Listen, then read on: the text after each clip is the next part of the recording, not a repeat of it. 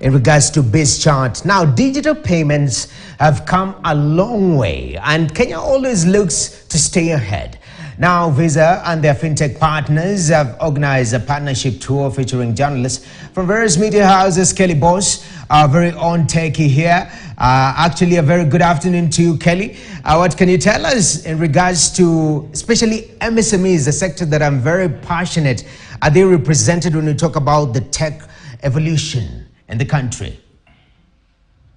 Well, a very good afternoon to you too, Noah. Of course, it's a good day to talk about technology. And of course, you focus on SMEs. And so I'll tell you where SMEs come in this conversation. But just to start us off, I'd like to establish where we are and what we are doing here. Of course, we are at the Innovation Studios, the Visa Innovation Studios in Nairobi. And what the guys from Visa are doing is, give us a tour of some of the solutions them and their partners create for, in the fintech space. And some of the solutions obviously is in our everyday, our day-to-day, we use matatus, and it's in the simplest way is just scan to pay. And of course, during the pandemic, we had this challenge with matatus where it's pay with M-Pesa to avoid contact, but it's really hard to do that because of trust, because people used to reverse, and so solutions like scanning to pay might just create trust within the customer base. So let me just give you a quick tour here.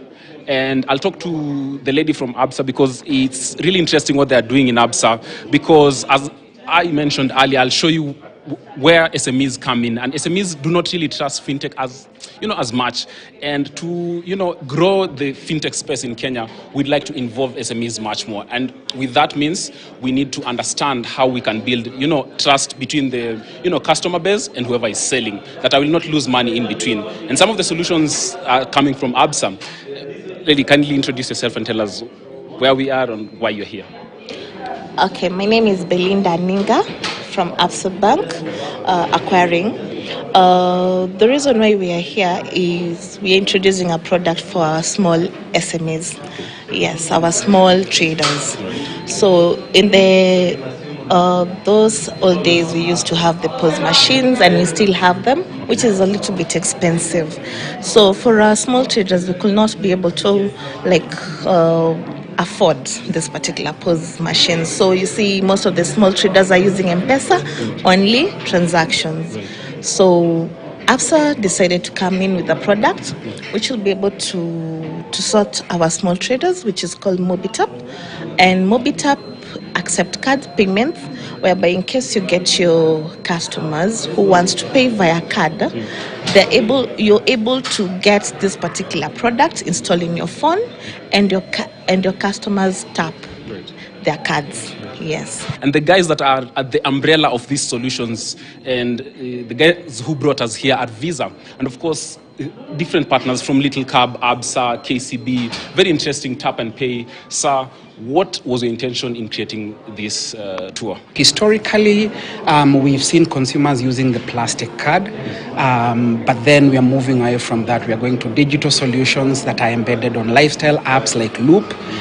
We also have technology that's embedding card credentials on wearables, and like the Garmin watch I'm wearing right now, and our partners have enabled all these capabilities. And the reason why they've enabled them is just having the end user in mind, and the convenience and security, and really have that frictionless experience. So if you've looked before, when we had the card having a magnetic strip, there was some security concern, and then we moved away from the card with the magnetic strip.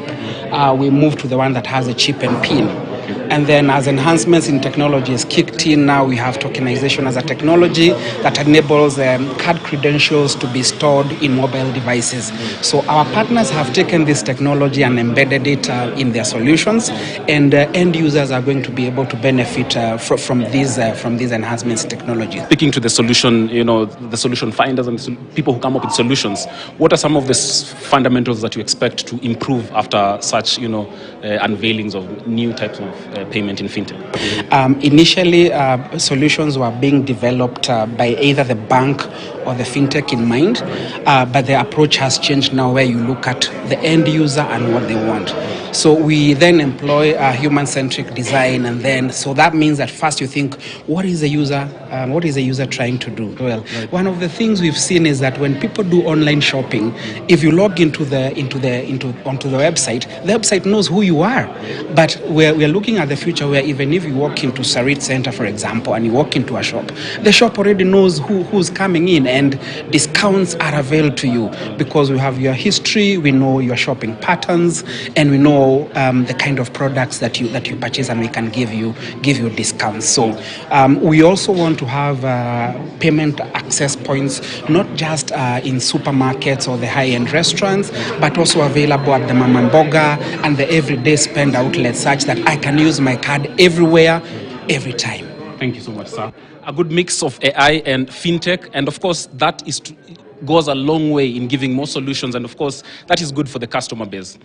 Kenya since 2007 has been very strong with fintech, and right now it's just the extra solutions because we need to stay ahead. And this right here from Visa is something to look forward to. But my question is, will these solutions welcome more SMEs?